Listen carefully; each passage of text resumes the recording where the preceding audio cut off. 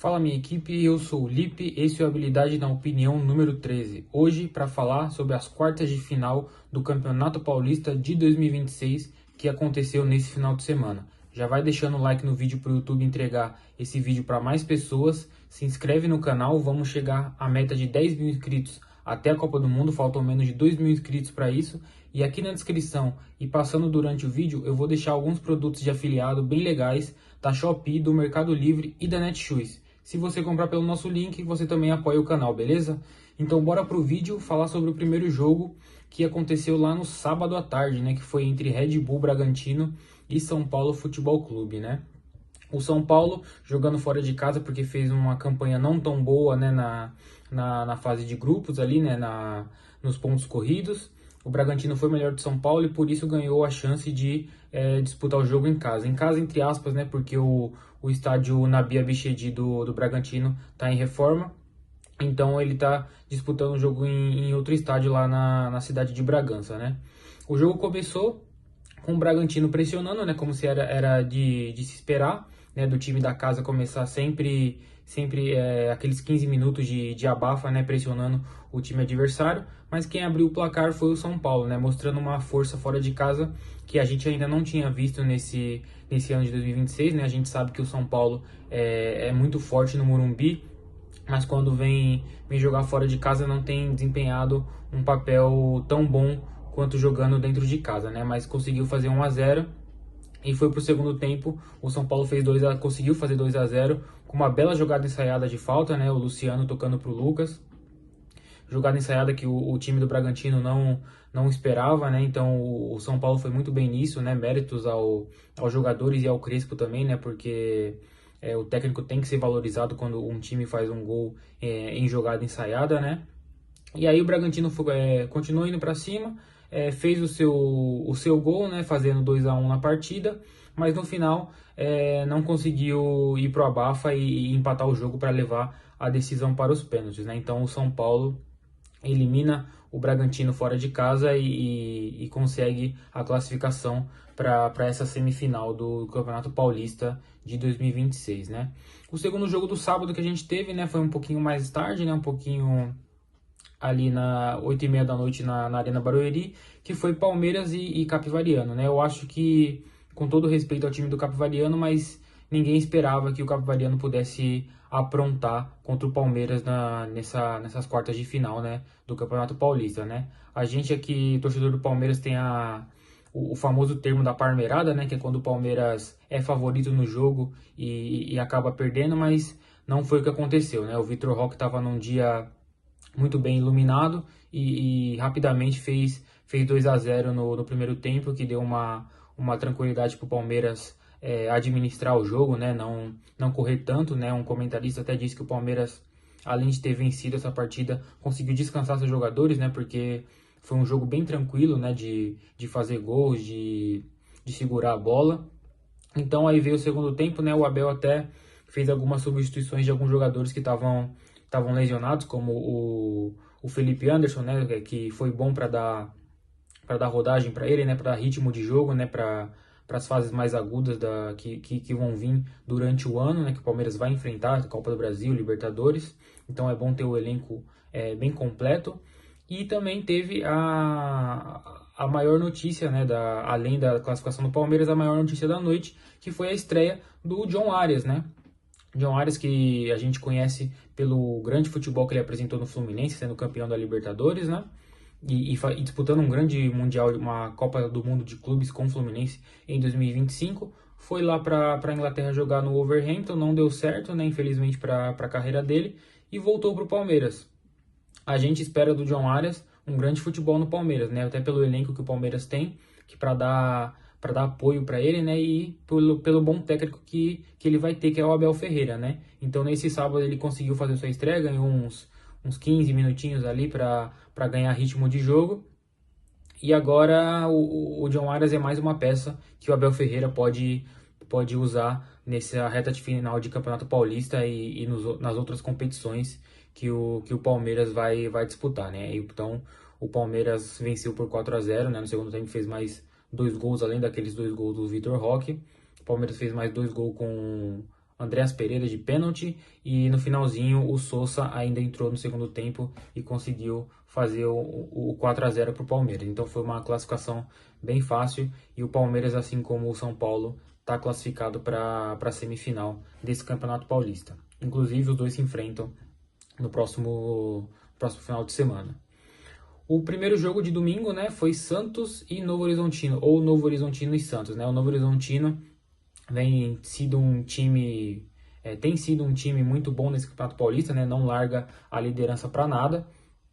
Então, como ele foi líder dos pontos corridos, ele também ganhou o direito de jogar esse primeiro mata-mata em casa, né? Enfrentou o Santos com o Neymar, né? A gente sabe que o Santos é um time...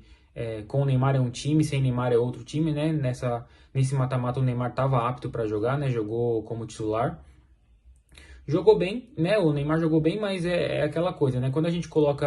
É a mesma situação do vídeo anterior que eu falei do Coutinho. Quando a gente joga um jogador que a gente sabe que tem qualidade, mas o time que está em volta não é tão bom, o jogador acaba sendo sobrecarregado com algumas tarefas que ele não deveria fazer dentro de campo, né? Como buscar a bola na zaga para poder armar o jogo, né? O Neymar, quando ele tem um time que joga para ele, ele consegue desempenhar um melhor papel.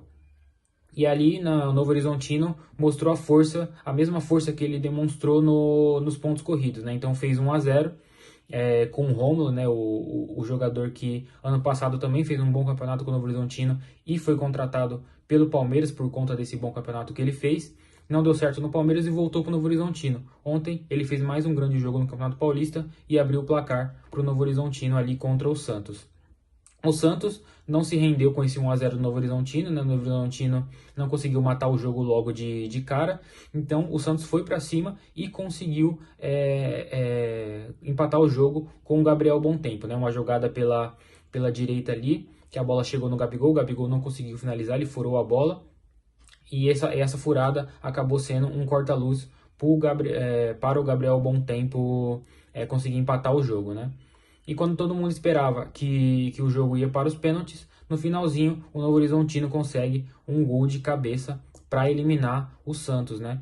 Aí eu te pergunto, torcedor, será que foi surpresa mesmo? Porque o Santos não tá numa fase tão boa, né? Mesmo com o Neymar, mas o Neymar não é todo jogo que ele vai fazer chover e vencer sozinho o jogo, né? E o Novo Horizontino vem mostrando nesse Campeonato Paulista que é um grande time, tanto que ficou em primeiro lugar na classificação, né? E continua em primeiro lugar na classificação. Então, a gente pode dizer que não foi tanta surpresa assim o Novo Horizontino eliminar o Santos nesse domingo, né?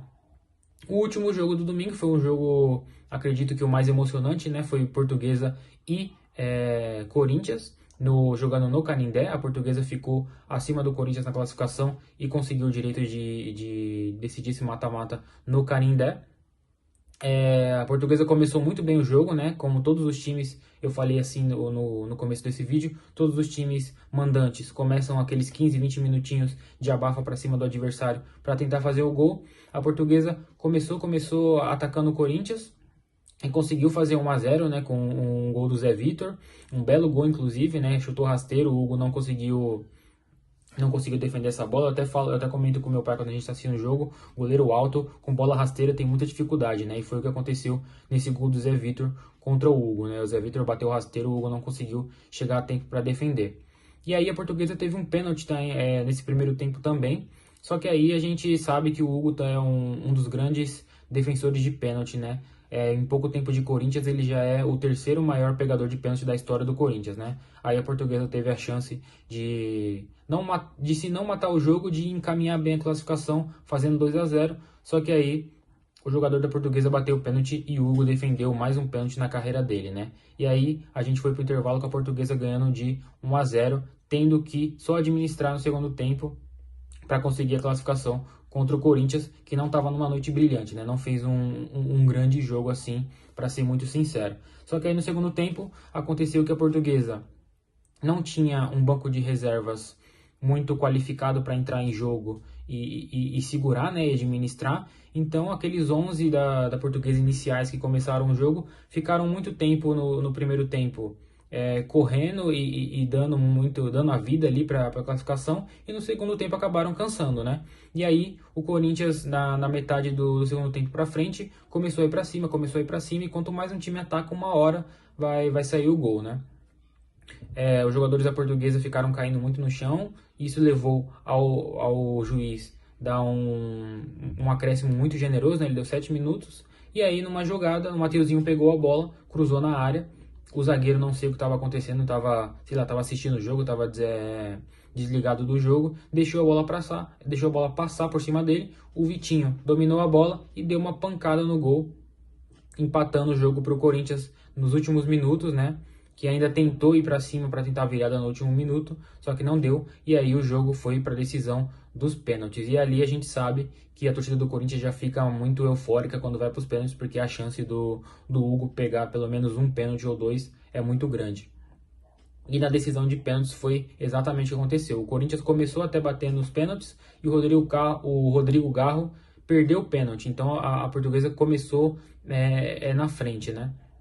Só que aí, na decisão de pênaltis, o Corinthians conseguiu virar o jogo por conta do grande goleiro que tem nessa fase, né? Quando você tem um goleiro especialista em pegar pênalti, a chance de você ganhar a decisão é muito grande.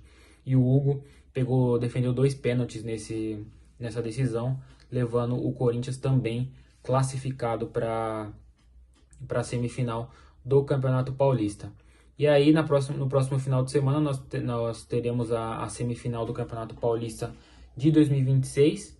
O primeiro jogo é entre Novo Horizontino e Corinthians em Novo Horizonte, porque o Novo Horizontino ainda continua com a melhor campanha. Então pega o quarto de melhor campanha, que é o Corinthians. E o outro jogo é São Paulo e Palmeiras na Arena Barueri, no sintético. 2 pontos sobre cada jogo, né? Lá o Corinthians, ele pode ser o favorito contra o Novo Horizontino pela história que o Corinthians tem, né? Pela grandeza que ele tem acima do Novo Horizontino. Mas o Novo Horizontino já mostrou que é um bom time nesse Campeonato Paulista, vai jogar em Novo Horizonte, então eu acredito que não será surpresa o Novo Horizontino classificar para cima do Corinthians para essa grande final do Campeonato Paulista. No outro jogo, o outro ponto é que vai ser na Arena Barueri, no gramado sintético. E o Lucas, um dos principais jogadores do São Paulo, que ajudou o clube com um gol nessas quartas de final a classificar para a semi, pode não jogar por causa do gramado sintético, né? E pode fazer uma grande falta pro São Paulo nesse jogo. Porém, como é clássico, o São Paulo pode muito bem eliminar o Palmeiras, mesmo jogando no sintético, como já fez algumas vezes no Allianz Parque. Então, por ser clássico, tá bem aberto essa decisão entre São Paulo e Palmeiras nessa semifinal do Campeonato Paulista, né? E aí, deixar uma opinião aqui, eu acredito que não tem como não ser 50% ou um pouquinho mais clubista, né? Eu acredito que o Palmeiras passa do São Paulo, e eu acredito que o Corinthians, mesmo jogando fora de casa, passa do Novo Horizontino, e eu acredito que a final do Campeonato Paulista, mais uma vez, vai ser Palmeiras e Corinthians, revanche de 2025, e aí, por ser clássico, mais pra frente a gente faz outro vídeo para debater quem vai chegar em melhor momento e quem tem mais chance de ser campeão paulista. Beleza, galera? Aí, se você gostou desse vídeo, não se esquece de deixar o like. Quando você deixa o like, o YouTube entende que esse vídeo é bom e entrega para mais pessoas. Se inscreve no canal, vamos lembrar da meta de 10 mil inscritos até a Copa do Mundo. Faltam menos de 2 mil inscritos para isso. E aqui na descrição vai ter os produtos que eu deixei marcado de afiliado. Se você comprar pelo nosso link, você também apoia o canal a continuar crescendo. É isso, vamos por mais!